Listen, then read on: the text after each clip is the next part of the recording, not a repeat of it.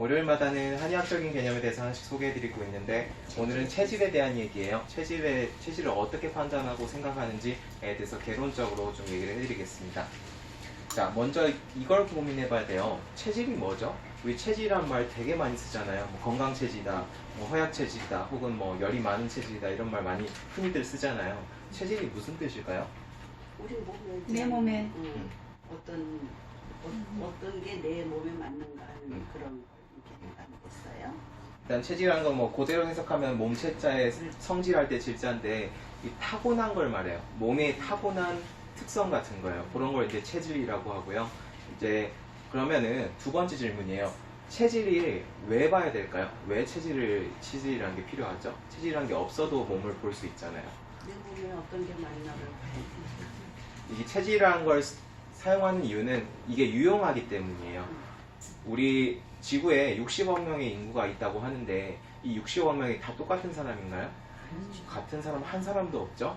근데 그러면은 다 60억 명의 다 다른 치료를 하나요? 뭐 그런 건 아니죠. 다 또 병 걸리면 비슷하게 오기도 하잖아요. 하지만 그거에 또 다르게 오기도 하고 체질에 따라서 좀 달라지기도 하잖아요. 그래서 이 체질이란 거는 조금 그렇게 같은 비슷한 그룹을 묶어서 조금 더 유용하고 편하게 보기 위한 수단이라고 보시면 되겠습니다.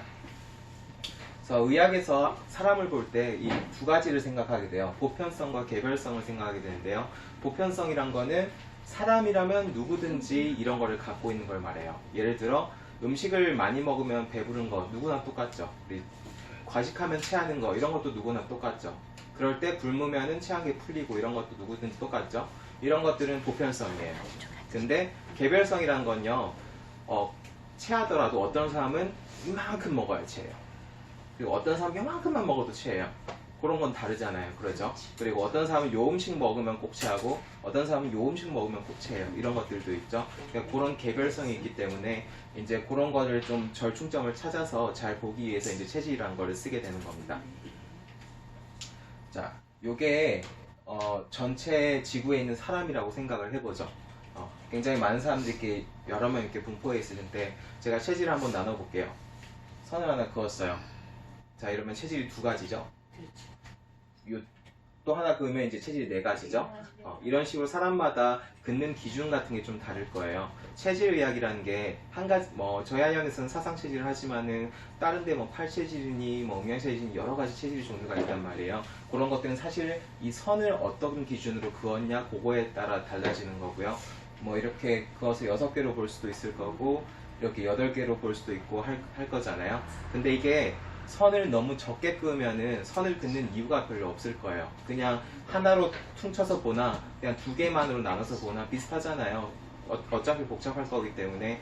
근데 또 이걸 또 너무 많이 그어버리면은 너무 자세하게 봐야 되니까 그것도 좀 유용성이 떨어지겠죠. 그래서 이제 그 적당한 정도로 기준을 나눠서 사람을 보게 되는데 이제 그 적당한 기준이 사상체질에서는 네 가지로 분류하는 게 제일 적당하다라고 보게 되는 거죠. 그래서 체질이 뭐 음양체질, 요건 음양으로 나눈 거고요, 사람을. 오행체질은 목화토금수 5가지로 이제 나눠서 보는 거고요. 비수흑백이란 거는 이 사람이 살찌고 마른 사람을 구분하고 살결이 희고 검은 사람을 구분해서 그거에 따른 특성을 찾는 거고요. 사상체질은 이제 사상체질, 이재마 선생님이 창시하신 거고요. 팔체질이란 것도 있고 64체질이란 것도 있어요. 굉장히 다양하게 있죠. 일단은 저희는 사상체질을 하기 때문에 사상체질에 대한 얘기를 좀 해드리겠습니다. 일단 사상체질의 기본 구조는 이래요. 처음에는 이 성정이라는 것부터 시작해요. 이 성이란 거는 타고난 품성이에요. 이 사람이 태어났을 때부터 타고난 품성. 그리고 이 정은 감정 같은 건데 예를 들어 우리가 뭐 화가 났다고 해보죠. 화가 나면은 기운이 올라간다고 느껴지나요? 내려간다고 느껴지나요? 올라간다고 느껴지죠. 누구나 올라간다고 느껴지잖아요. 그리고 어떤 사람이 되게 사람들이랑 이렇게 막 희희낙낙하고 되게 나태해져 있어요. 이러면 기운이 올라가나요? 내려가나요? 내려가죠. 누구나 이런 기운이 올라가고 내려가는 걸 느낄 수 있죠. 그럼 이제 그 품성에 따라서 이런 기운이 이 품성은 기운이 이렇게 쭉 올라가고 이 품성은 좀 퍼지고 이 품성은 좀 내려가는 기운이 있고 이런 걸 일단 네 가지로 분류를 해요. 그러면은 그거에 맞는 장부 기능이 있어요. 어떤 장부들은 되게 올라가는 성질의 그런 기능을 하게 되고요. 어떤 장부들은 약간 내려가는 기운을 가진 장부들이 있는데 이 품성에 따라서 이런 그런 장부들의 기운에 따라서 편차가 생긴다고 보는 거예요. 어떤 거는 만약에 이 사람이 품성이 되게 기운이 올라가는 그런 품성을 가지고 있다면은 장기도 마찬가지로 뭔가 기운이 올라가는 장기는 되게 활성화될 거고 반대로 이제 좀 내려가는 장기들은 좀 비활성화될 거잖아요. 그러면서 이제 편차가 생겨가지고 거기에서 체질이 발생한다고 보게 되는 거고요. 이제 그거를 이제 이런 걸로 판단을 하는데 체형기상이란 거는 이 사람의 외관상 생김새를 말해요. 뭐 예를 들어 어떤 사람은 목이 이렇게 툭툭하게 발달한 사람들이 있고요. 어떤 사람은 어깨가 이렇게 쭉 떡 벌어져 있기도 하고요. 어떤 사람은 이제 이쪽 배만 이렇게 쭉 풍만하게 딱 이렇게 이런 사람도 있고 그런 느낌들이 있잖아요. 그런 것들을 체형기상이라고 하고요. 성질재간이란 거는 이 사람의 성격적인 면과 그리고 뭔가 잘하는 것과 잘 못하는 것 이런 것들을 뜻하게 되는 거고요. 용모사기는 요 생김새를 말하는 거고요. 그리고 소증병증이란 거는 소증은 병으로 느껴지진 않지만 평소 가지고 있는 증상들을 말해요. 예를 들어 어떤 사람들은 땀을 잘 흘려요. 근데 어떤 사람들은 땀을 전혀 흘리지 않아요. 어떤 사람들은 뭐 변을 무르게 보는 사람들이 있어요. 어떤 사람은 평소에 변을 좀 붓게 보시는 분들이 있고요. 이거를 계속 뭐 살면서 갖고 있는 거기 때문에 병으로 인식하진 않지만은 딱 이상적인 건 아니잖아요. 그래서 그런 걸 소증이라고 부르게 되고요. 이제 병증이란 거는 이 소증을 넘어서 이게 더 발전해가지고 뭔가 내 몸에 불편을 일으킬 정도로 되면 이제 병증이라고 부르게 됩니다. 당연히 이런 뭐 평소 그 사람이 가지고 있는 기운이라던가 체질이라던가 이런 거에 따라서 다 달라질 수밖에 없겠죠.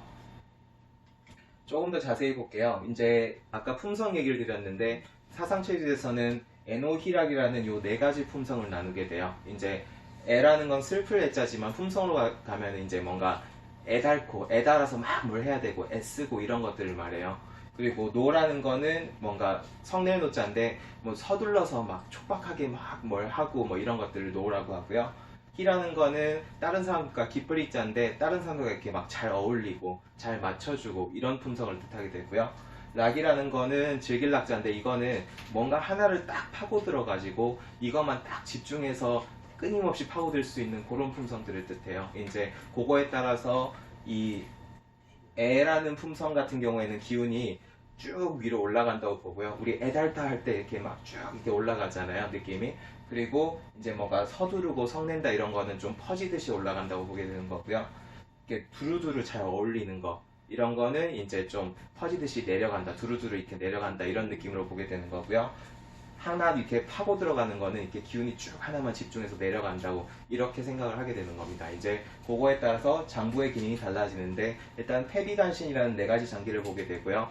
폐 같은 경우에는 호기액한다고 하는데 이 기액이라는 거는 뭔가 에너지를 막 쓰고 뭐 이런 것들이에요. 에너지를 소모하는 이런 기능을 폐에서 이제 많이 하게 되고요. 그리고 비 같은 경우는 소화기인데 소화기는 음식을 받아들이고 뭔가 영양분을 만들고 이런 작용을 하잖아요. 그런 것들은 이제 비라고 보고 간이란 거는 에너지를 쓴다기보다 에너지를 이렇게 축적해 놓는 걸 말해요. 이제 소모하는 거랑 반대 개념인 거죠.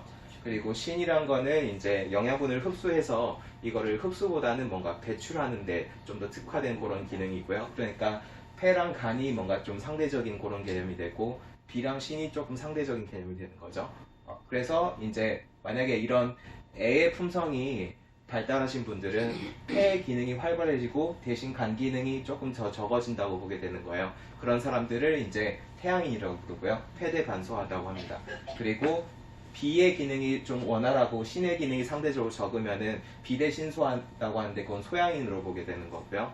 그리고 태음인 같은 경우는 간 기능이 활발하고 폐 기능이 약하다고 봐서 이제 간대폐소한 사람을 태음인으로 부르게 되고요.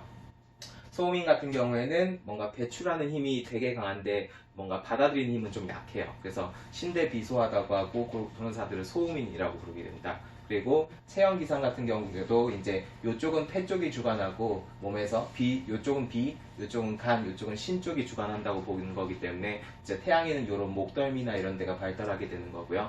소양인 같은 경우는 이제 가슴이 딱 벌어지고 역삼각형으로 생기는 그런 분들이 많고요. 태음인 같은 경우는 여기가 이렇게 배가 이렇게 불퉁하게 딱 이렇게 튀어나온 분들이 많고, 소민 같은 경우는 이런 데는 다 말랐는데 골반만 이렇게 딱 커져 있는 그런 분들이 많다고 이제 알려져 있죠.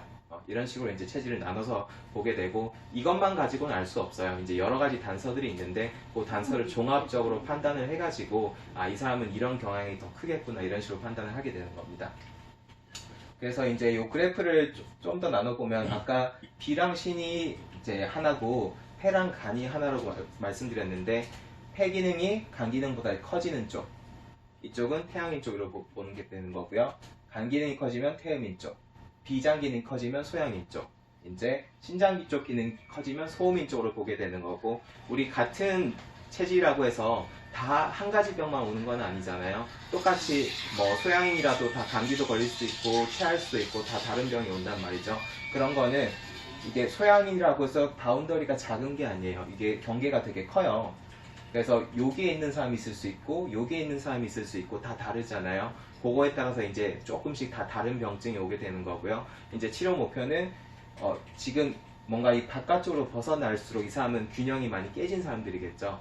그리고 이게 뭔가 장부 기능이 비슷해져서 가운데 쪽으로 올수록 이 사람은 건강한 사람이 될 거예요. 그렇겠죠. 그래서 목표는 만약에 이렇게 편중되어 있는 사람이라면은 요거를 다시 돌이켜가지고 어떻게든 가운데로 보내서 이 사람을 건강하게 만들자. 이제 요게 이제 사상의학의 목표가 되는 겁니다.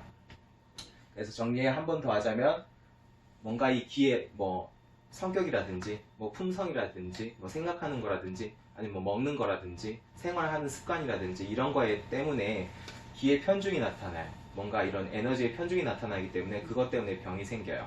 그래서 사상의학은 그런 것들을 이 사람이 어떤 편중으로 잘 오는지를 판단하고 어떤 체질인지 보면 이제 그 사람은 이런 병이 걸릴 확률이 조금 더 높겠다라고 생각할 수 있겠죠. 그래서 그런 상태에서 이제 그 귀를 좀 조화롭게 만들어가지고 병을 이기고, 그리고 이제 동무 이재만 선생님은 처음에는 의학자가 아니었어요.